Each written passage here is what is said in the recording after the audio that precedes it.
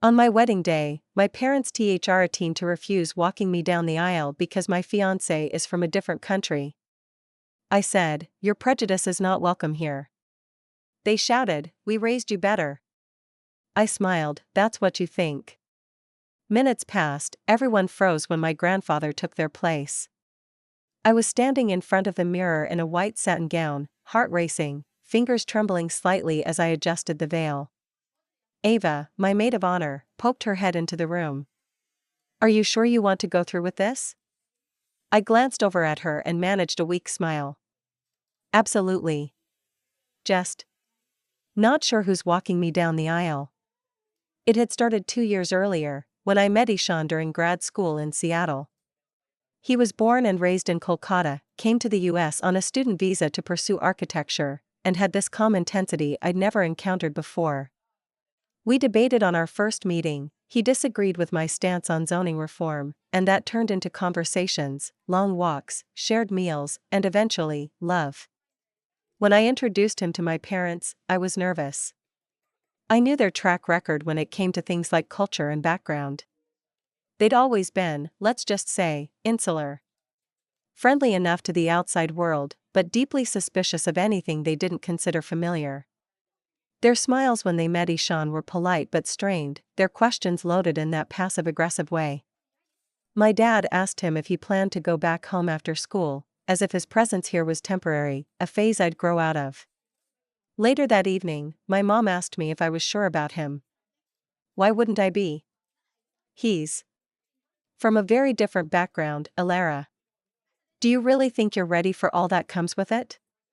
It wasn't even subtle. Over the months, I tried. I included them in holidays where Ishan cooked, I explained his culture, his family, how much we had in common. But their discomfort remained. They never said anything explicitly hateful, but they didn't have to. They kept calling it concern. Fast forward to the wedding preparations, October 2024. We'd decided to marry in Cannon Beach, Oregon. It was where Ishan had proposed the year before, during a rainstorm that we'd ended up dancing in. It felt like our place. His parents had flown in from India, and they brought warmth, laughter, and beautiful gifts. They treated me like I'd always been part of their lives. My parents, on the other hand, were frosty and silent in the lead-up to the big day. My mother helped with almost nothing. My father barely responded to updates. Then, 2 days before the wedding, they asked to meet, just the two of them. We sat in a small coffee shop near the beach. The fog rolled in behind the windows. "We can't do it," my mom said, not making eye contact. "Can't do what?" "Walk you down the aisle." I looked at them, blinking. "This whole thing, it's wrong," she continued. "You're rushing into a future you don't understand. His world is not your world." I said nothing for a moment. "You mean his race? His culture? That's what this is about." My dad frowned. "Don't twist our words." "I'm not twisting anything. You're just not saying it out loud." Mom leaned forward. "We raised you to think. To choose wisely. We raised you better than this." I smiled, bitter and hollow. "That's what you think." I stood up and left them there, my throat burning. The morning of the wedding was gray but beautiful. Ishan looked so calm in his tailored sherwani, embroidered in gold and ivory. He greeted each guest with such grace, even those from my side who looked visibly uncomfortable. He was stronger than me, in many ways. He never asked me to fix my parents. He just loved me and kept showing up. I kept looking toward the tent entrance, hoping for a miracle. And then, it came, just not from the people I expected. My grandfather, Arthur, who'd traveled from Salem quietly, without much fanfare, showed up wearing his best navy blue suit. I hadn't even known he was coming. He was my mom's dad, a man of few words and old-fashioned values, or so I'd thought. We hadn't been close in years. But there he was, standing tall with his cane in one hand. He stepped in front of me, held out his arm. "If your parents won't walk you," he said softly, "I will." And just like that, we began the walk. I could feel the shift in the air. Every guest turned, murmurs rising. At the back of the crowd, I spotted my parents. My mother's eyes were filled with tears. My father's jaw was clenched. But they didn't move. They didn't stop us. And I didn't stop to look back. We walked slowly, my grandfather steadying his steps as we moved past the rows of friends and family. I could hear the music faintly, soft strings playing over the sound of the ocean wind threading through the tent. My heels dug slightly into the grass, but I didn't stumble. Not with him holding me so firmly. As we moved, I noticed the expressions. Some guests were smiling, touched by the gesture. Others looked confused, likely piecing together what had happened. I caught Ishan's eyes at the altar. He looked at me like nothing else in the world mattered.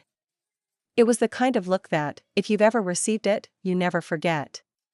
My heart ached, not just from love, but from the quiet grief of realizing the people who made me didn't know me. Or maybe I didn't want to. When we reached the altar, my grandfather leaned close. "Do this on your terms," he whispered. "That's all that matters now." He kissed my forehead gently, turned, and walked away without waiting for applause or acknowledgement.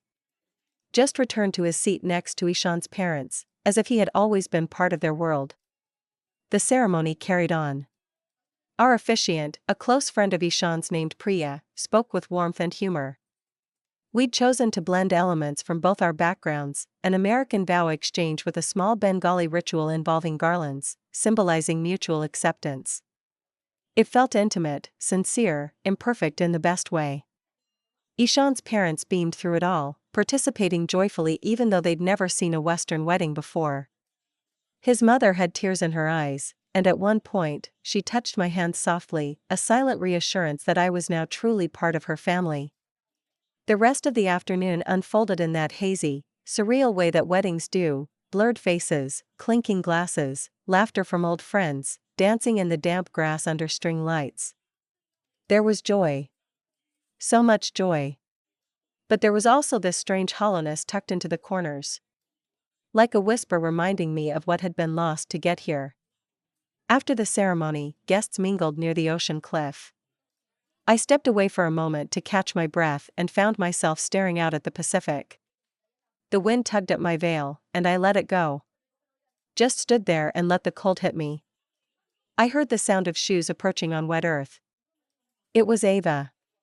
She didn't say anything at first. Just stood beside me, arms crossed. "You okay?" she finally asked. I nodded. "I think so."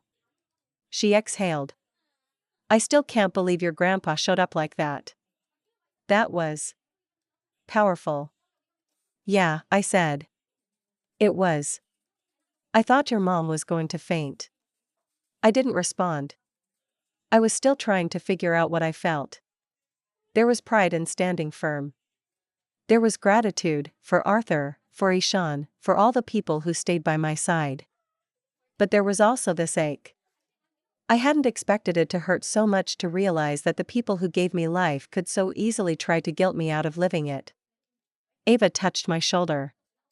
"They'll come around eventually. They have to." I wanted to believe her. Later, during the reception, the DJ played a mix of Western and Indian music. I danced with Ishan to a song neither of us understood but both of us loved.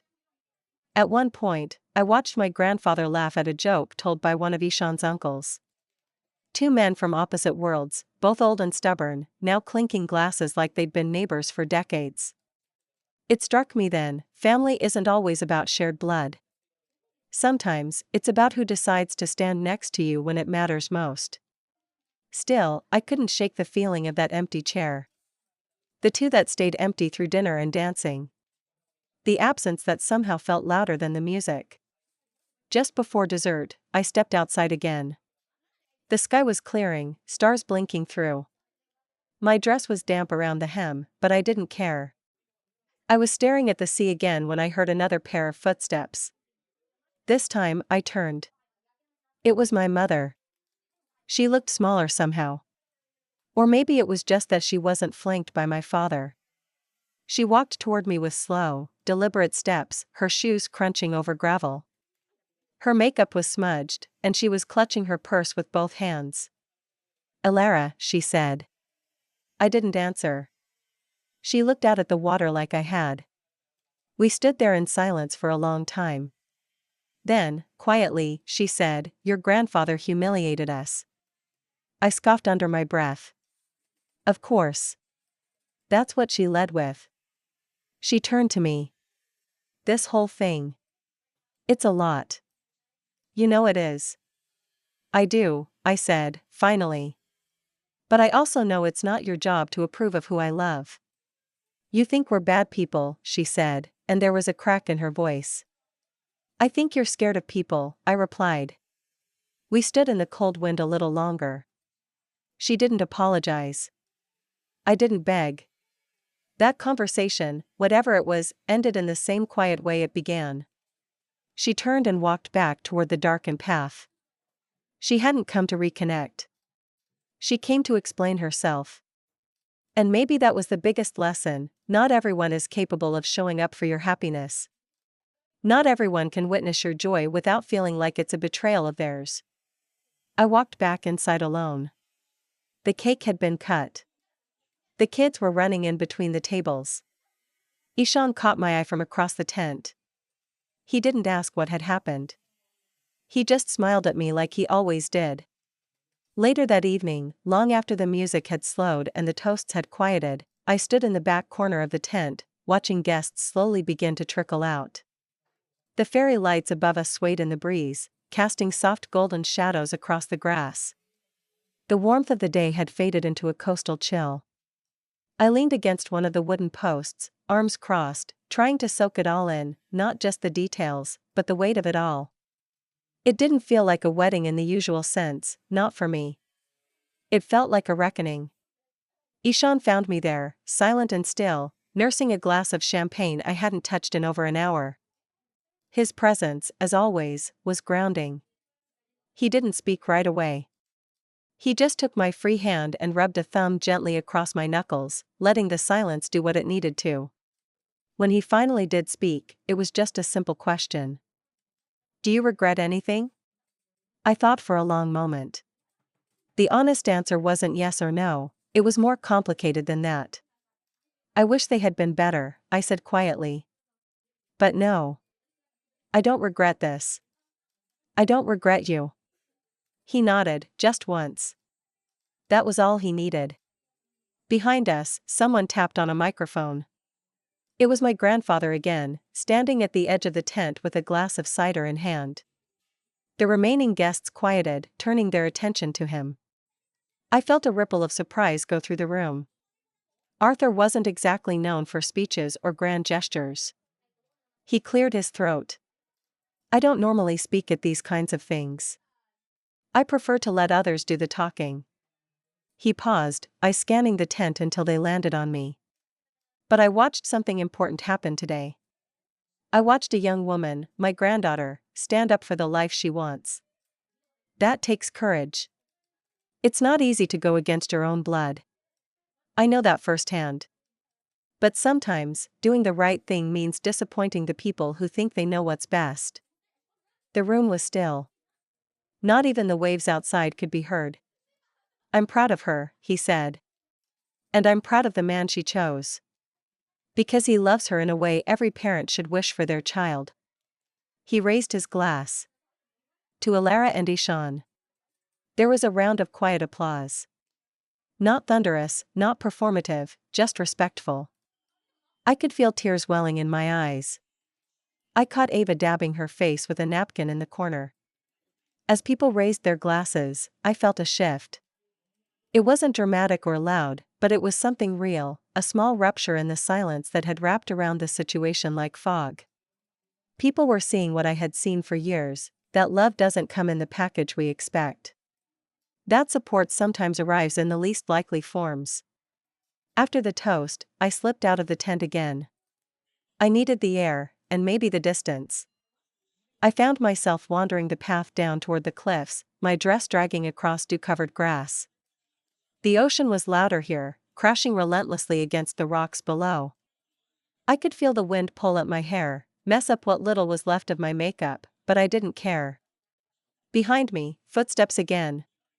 A part of me braced for Ishan. But when I turned, it was my father. He wasn't supposed to be here. I froze. So did he, about 10 feet away. For a long time, neither of us said anything. I could barely make out his expression in the moonlight, but his body language told me everything. Shoulders tense. Hands shoved deep in his coat pockets. I shouldn't have come out here, he said eventually. His voice wasn't angry. Just tired. Then don't, I said, turning slightly back toward the water. He exhaled heavily, like a balloon letting go of too much air. We didn't handle this right, he muttered. I didn't. I got scared. That's not an excuse. I know. He shifted his weight uncomfortably. We had this picture in our heads. Of who you'd be. What your life would look like. And when it didn't match, it felt like we lost you somehow. I turned to face him fully this time. You didn't lose me. You just didn't bother trying to see me for who I really was. He nodded slowly. I see that now. Silence again. The waves filled in the gaps we couldn't. I don't know how to fix it, he said. But I wanted you to know I was proud of you today. Even if I didn't show it. I didn't know how to respond to that. The part of me that had ached for his validation for so long wanted to throw itself into his arms. But another part, larger now, stood guard. Wiser. I appreciate that, I said, careful not to give too much away. But this isn't something that gets fixed with a few words. He nodded again, solemnly. I understand. I watched him retreat the way he came, his figure slowly swallowed by the darkness. I didn't cry. I just stood there, letting the wind finish what it had started, clearing the air around me, inside me. By the time I returned to the tent, most of the guests had left. Just a handful remained, close friends, cousins, Ishan's parents, and of course, my grandfather. He saw me come in and gave me a slight nod. I walked over to him and gave him a long hug. He leaned in and said softly, "You did good today, kid." That meant more than I could say. Ishan found me soon after. We left the venue together, our hands interlocked like puzzle pieces. The night wasn't over, but something deep within me had settled. And for the first time in a long time, I felt like I was exactly where I was supposed to be. The drive from Cannon Beach back to the small cabin we'd rented for the night was quiet. Ishan kept one hand on the steering wheel and the other in mine, resting on my lap. The windows were slightly fogged from the contrast between the crisp ocean air and the warmth inside the car.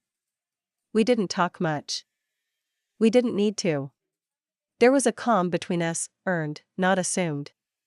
I looked out at the moonlit coast, the waves white against the black water, thinking about how surreal the day had been. Weddings are supposed to be joyful, celebratory, the happiest day of your life. That's what people say, right? But mine felt more like a turning point, something torn open and stitched back together all at once. Ishan finally broke the silence, his voice low. You know, your grandfather pulled me aside before the ceremony. That caught my attention. I turned to look at him. What did he say? He told me I reminded him of a friend he had in the Navy. Said the man used to cook the best chai on the ship and read love letters from home out loud, like they were poetry. I laughed softly. He said, Ishan continued, that people like me don't come around often. And that if your parents couldn't see that, then they weren't looking. I let the words sink in, the warmth of them spreading slowly across my chest. Arthur had always been this distant figure growing up. Not unkind, just reserved. He never got involved in family politics. Or so I thought. Ishan parked the car in front of the cabin, headlights catching the soft outline of the wooden porch. We sat there for a moment, neither of us moving. I didn't expect today to feel like such a split, I said finally. It wasn't just a wedding. It was like a line was drawn. Sometimes the line was already there, he said gently. Today just made it visible. We stepped out into the cold. I wrapped his scarf tighter around my neck, my shoes crunching against the gravel as we made our way inside. The cabin was quiet, just the faint hum of the old fridge in the kitchen. We kicked off our shoes and collapsed onto the couch, still in half of our wedding clothes.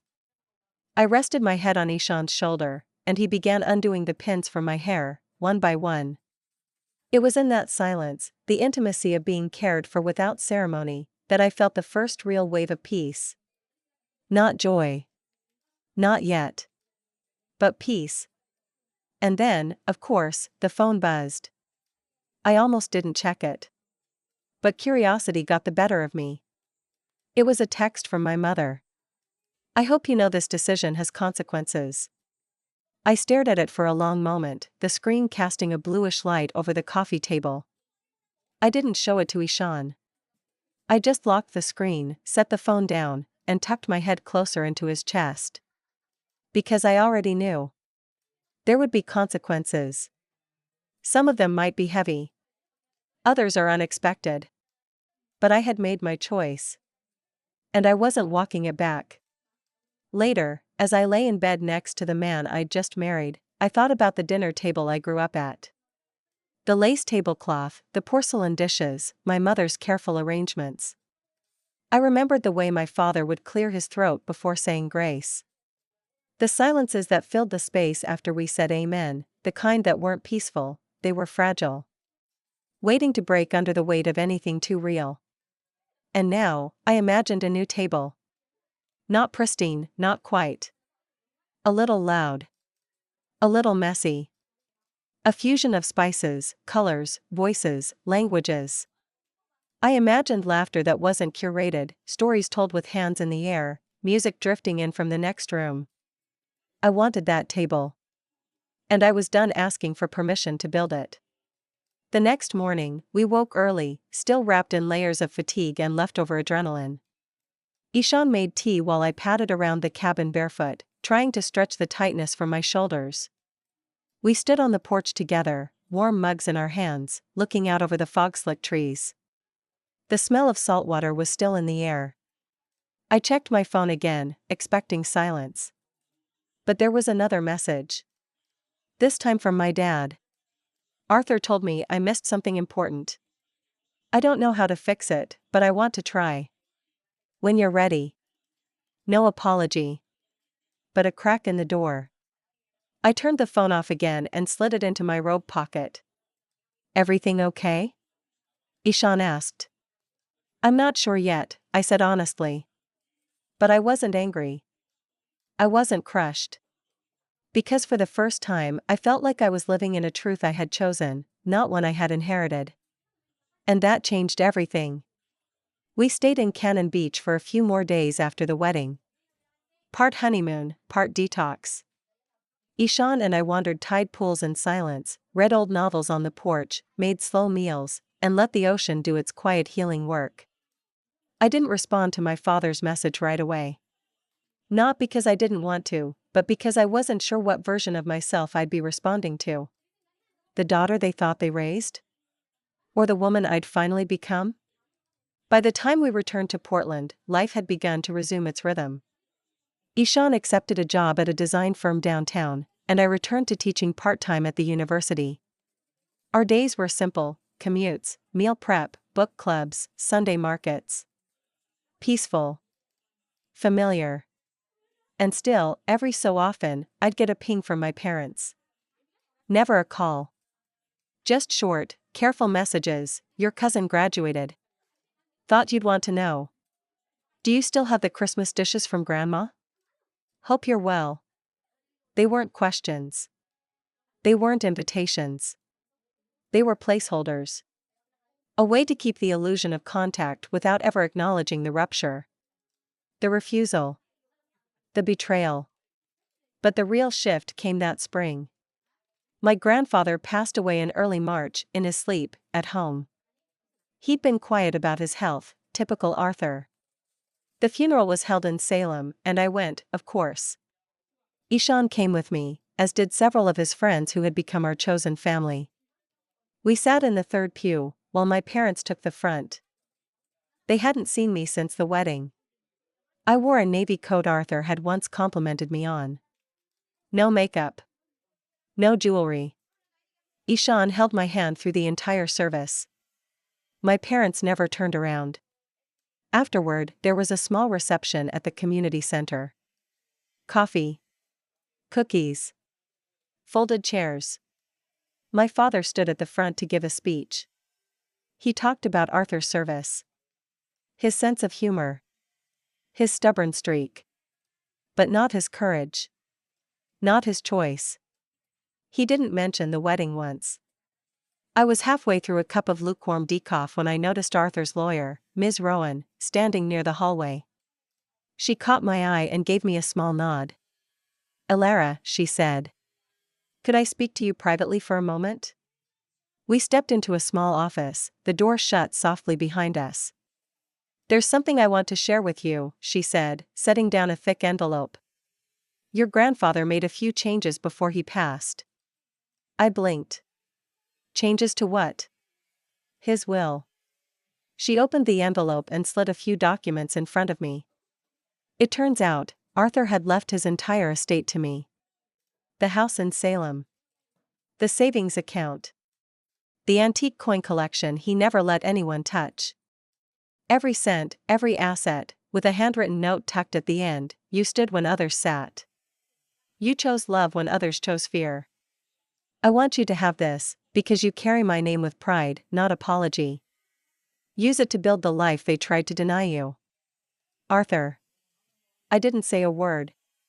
I just sat there, stunned, as Ms. Rowan explained that my mother had been originally named the sole beneficiary. That Arthur had quietly made the change after the wedding. After he walked me down the aisle.